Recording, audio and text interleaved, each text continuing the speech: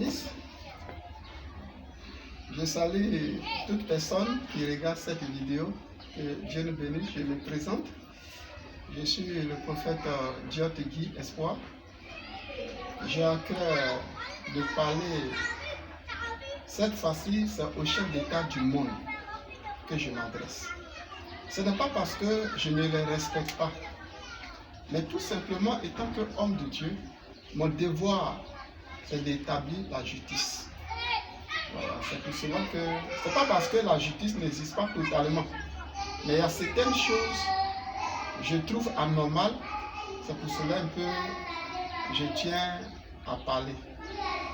Dans un premier temps, je remercie d'abord les médecins du monde, tous ceux qui ont travaillé par rapport à la situation du coronavirus. Ils se sont donnés, qui ont pris les malades comme leurs frères, qui ont pris les risques pour soigner les malades. Et vraiment que Dieu vous bénisse. Vous avez travaillé, Dieu vous bénisse. Et je souhaiterais que vous donnez encore au-delà de ce que vous avez fait. Vraiment, tout ce que je peux faire, c'est le remerciement que je peux faire. Et je crois que Dieu va se souvenir de vous, de ce que vous avez fait. Voilà, donc ça c'est le premier point que je voulais un peu intervenir dessus. Deuxième point, c'est, je voulais encore faire une proposition de l'abolition des hommes au service des gynécos. Voilà, je voulais faire une proposition pour qu'on puisse abolir les hommes au service des gynécos. Parce que ce n'est pas normal qu'un homme, sa femme va à l'hôpital et c'est un garçon qui la met nue et qui voit ses parties intimes. Et je pense que ce n'est pas normal. Vrai que c'est dans le cadre de la santé, je le sais. Mais je proposais que on forme les femmes uniquement au service des gynécos. Parce que ça me fait mal. Imagine qu'un président de la République, sa femme va à l'hôpital et puis un individu la met nue et puis il voit ses parties intimes. Ou bien la femme d'un homme de Dieu, ou bien maman pasteur, ou bien une prophétesse, elle va à l'hôpital et puis un individu la met nue et puis la voit dans ses parties intimes. Donc je proposais que finalement on met uniquement les femmes, on forme uniquement les femmes pour le service gynéco. À partir d'aujourd'hui, je souhaiterais qu'on annule l'existence des hommes au service des gynécos pour le bien-être de nous tous les humains.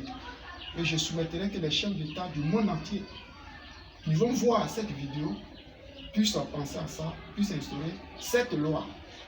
C'est ce que je viens un peu proposer aux chefs d'État africains. Donc ça c'est le deuxième point. Le troisième point, c'est dans le monde entier, les chefs de l'État doivent imposer la Bible dans les établissements, c'est-à-dire du primaire jusqu'à l'université. Que les enfants apprennent la Bible pour connaître un peu, si l'État fait sa part, pour former, c'est-à-dire en dehors comment on appelle, je ne dis pas que les autres études, les autres matières qui sont enseignées dans les établissements, c'est une étude, je ne dis pas ça. Mais je dis qu'en dehors des autres matières, qu'on ajoute aussi la Bible, que les enfants apprennent la Bible. Et cela est très important. Et je remercie encore le président Donald Trump qui a déjà commencé à instaurer la Bible, comme on appelle aux États-Unis. Je souhaiterais que tous les chefs d'État du monde aussi copient l'exemple que notre frère, le président Donald Trump, a fait. Parce que je vais dire, Dieu encore, j'en profite de dire, je remercie l'humilité et l'amour, la considération que le président Donald Trump a eu, parce qu'il a été président, il a voulu que les hommes de Dieu prient pour lui. Et cela démontre que tout président est établi par Dieu. Parce que si Dieu n'a pas permis que tu sois président, ce n'est pas possible. Il ne faut pas compter sur le fait que non, je suis franc-maçon, je suis rose-croix, je suis ceci.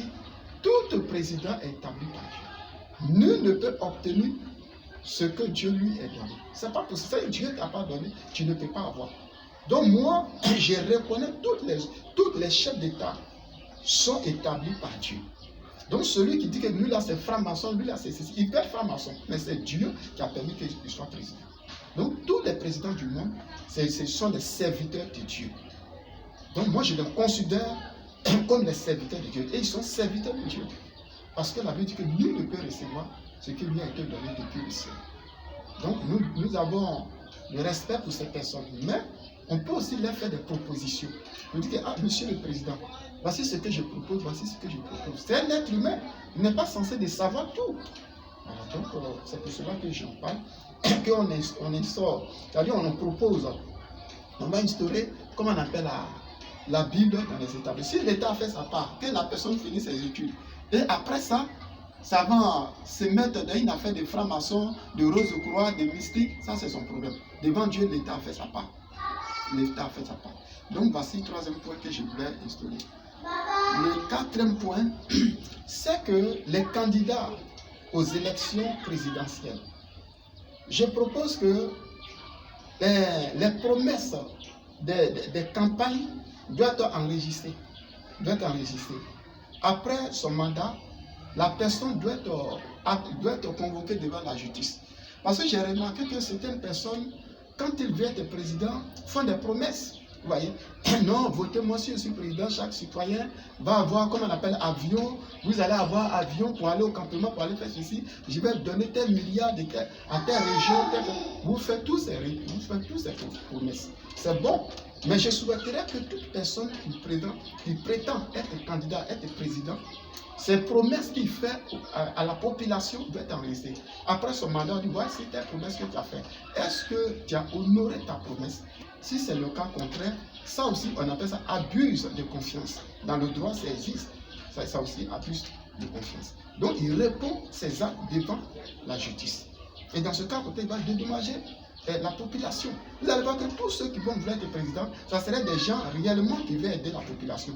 Et non pas pour s'enrichir, pour remplir, comme on appelle, leur compte bancaire. Ça serait des gens vraiment qui ont l'amour d'aider vraiment la population. Et c'est ce que je voudrais que les chefs d'État du monde puissent instaurer désormais. C'est-à-dire, tous ceux qui veulent être candidats, voici telle loi. Est-ce que tu es d'accord? Ce que tu vas dire là, c'est enregistré. Après être élu, tu réponds devant la justice. Voici ce que tu as dit, voici ce que tu as dit pendant que tu étais candidat. Est-ce que tu as honoré ce que tu as dit? Pourquoi tu n'as pas respecté ça? Donc ça aussi va répondre. Donc voici un point aussi que je voulais souligner. Pour que vraiment les gens respectent la population, les citoyens. Voilà, tous ceux qui vont être candidats. Donc voici le quatrième point. Cinquième point, c'est concernant mes collègues hommes de Dieu. Parce qu'on est serviteur de Dieu. On n'est pas serviteur de nous-mêmes. Quand tu dis que je prêche l'évangile, comme je suis devant la caméra, parce que sinon il y avait parti prendre, comme on appelle, l'un de mes prêtres, j'avais un pas à la gendarmerie. J'étais à un pas à la gendarmerie.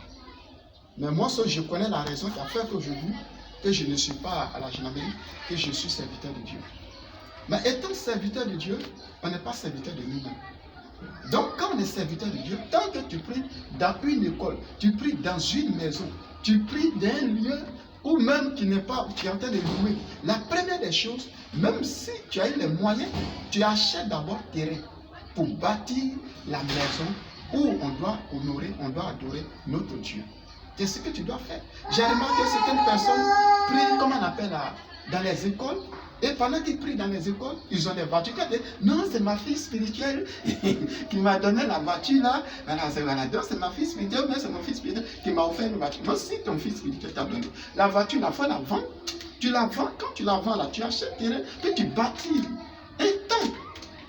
Bien d'une forme pour honorer ton Dieu qui t'a appelé réellement. Après ça, maintenant, tu peux acheter une voiture pour toi-même. J'ai remarqué que certaines personnes qui ont 3 voitures, 4 voitures, et puis ils n'ont pas tiré. Et ça, ce n'est pas normal. Donc, je vous demande pardon. Je vous demande pardon.